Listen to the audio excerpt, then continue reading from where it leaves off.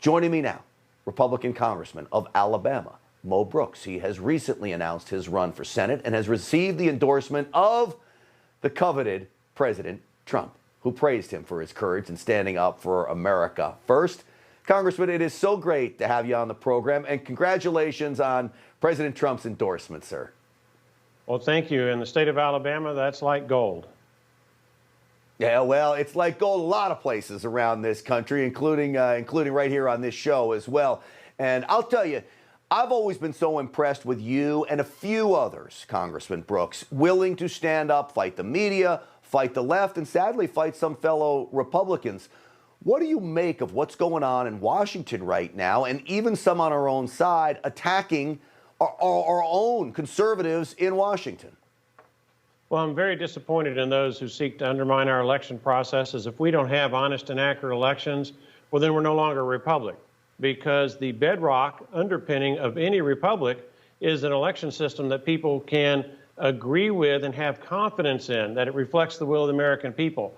And quite frankly, with what happened in 2020, we've lost a lot of confidence, in part because the election system has so many systemic flaws that were manipulated to end up with deleterious consequences.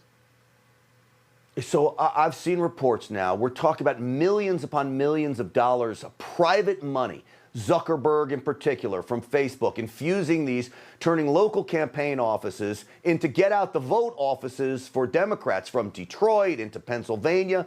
What do we do, Congressman, to stop this kind of thing from happening again in the next election?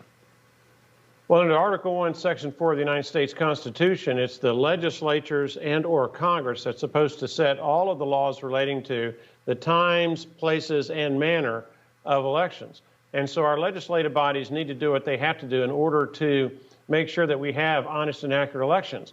And the first recommendation I'd give to anybody, including your audience, is read a document that was published in 2005, the Commission on Federal Election Reform. It's a bipartisan document. You've got one co-chair is Democrat President Jimmy Carter. The other co-chair is White House Chief of Staff under Ronald Reagan, James Baker. And they identified some systemic flaws in our election system that unfortunately the socialist Democrats exploited to maximum bad effect in the 2020 election cycle. By way of example, the Commission on Federal Election Reform recommended. Go ahead. No. Finish up, Congressman. The Commission on Federal Election Reform recommended photo identification because that's one of the weaknesses in our election system.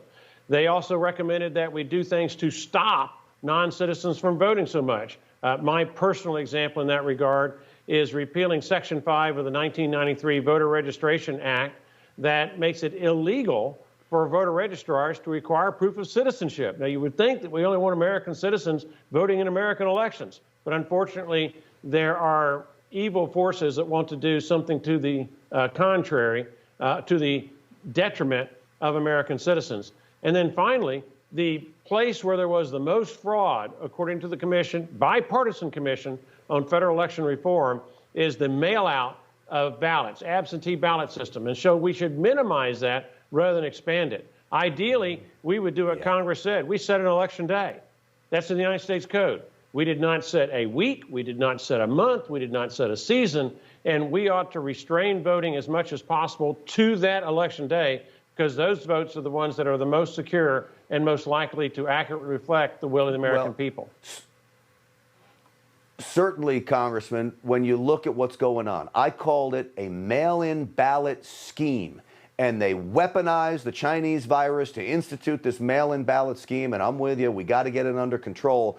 But I wish you all luck in the upcoming election. Please keep us posted of things to come. And we've got to make sure we turn this around, because we got behind the 8 ball for sure. Congressman Mo Brooks, as always, great to see you. You keep up the fight up there. Thank you, sir. Thank you, I will. And thank you in particular for what y'all do in helping the voters to understand better what the truth is. We try on a nightly basis. It is that important. Thank you again.